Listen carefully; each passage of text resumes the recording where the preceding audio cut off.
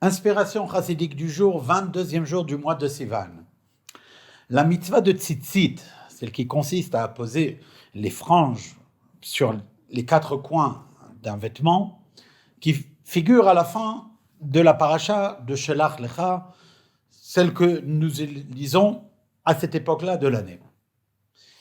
Cette mitzvah-là contient énormément d'idées, de messages, et aussi de choses qui figurent par allusion. On retrouve ces allusions-là, notamment dans l'explication que Rashi ramène, le commentateur sur le Chumash, au nom de Rabbi Moshe Hadarshan. Et on voit là-bas que l'idée principale qui s'y retrouve dans les tzitzit, c'est que cela renvoie à la Géoula, à la libération, à la sortie d'Égypte. C'est ainsi qu'on a les 8 fils par rapport aux 8 jours de la sortie, et d'autres éléments encore. Aussi, les coins d'habits sont appelés kanafim, les kanaf, qui rappellent également les ailes d'aigle, comme le verset le dit à propos de la sortie d'Égypte. Va'asa etrem al kanfei nesharim, et je vous ai porté sur les ailes d'aigle, et d'autres références encore. Or, la Géoula d'Égypte, la sortie d'Égypte, est le début de toutes les libérations qui vont venir par la suite, jusqu'à la délivrance ultime, celle de la venue de Mashiach. Et c'est pourquoi, lorsque on s'approche de la lecture du chemin dans la prière quotidienne, le matin, eh bien, on rassemble les 4 tzitzit du talit, du grand talit qu'on porte au moment de la prière, pour les tenir dans la main gauche.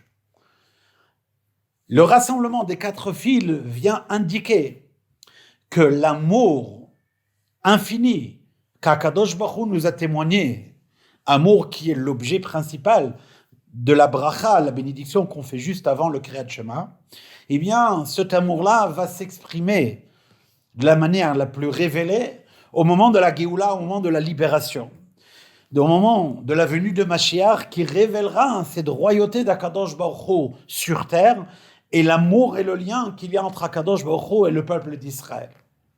Et c'est pourquoi on joint le geste à la parole.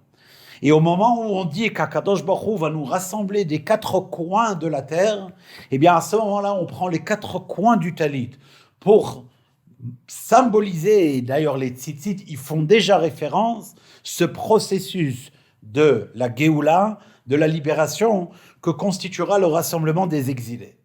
Il faut d'ailleurs remarquer que dans le Nusach, le rite de la prière que Rabbi Shneur Zalman, l'Admor Hazaken, l'auteur du Tanya, a écrit, il a rajouté ces mots-là, Vahavienu le shalom, mais arba kanfot haaretz. Initialement, le texte disait, Maher va'avelenu bracha ve'shalom, mais arba kanfot haaretz. Fait en sorte que très prochainement, toute la bénédiction et le bien-être nous viennent de tous les confins de la terre. Rabbi Shneur Zalman a changé cette phrase pour en faire 2 phrases.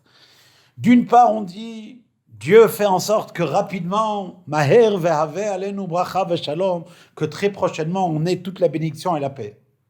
Et deuxièmement, Vahavienu le shalom me'arba kanfot haaretz. Amène-nous vers la terre d'Israël de la manière la plus paisible possible, des 4 coins de la terre. Et en faisant cela, on prend les 4 coins des tzitzit et on les tient dans la main gauche, car en effet, la Kabbalah nous explique que la Géoula, la venue de Mashiach, révélera la puissance d'Akadosh Baruch Hu, la Gvura, la rigueur, mais la rigueur d'une manière aimable et d'une manière qui pourra être accueillie par tout un chacun. Et donc, dans cette main gauche, sur laquelle on dit c'est la tribu de Yitzhak, eh bien, c'est là-dedans qu'on a la Géoula qui viendra très prochainement. Amen. Kol Tov.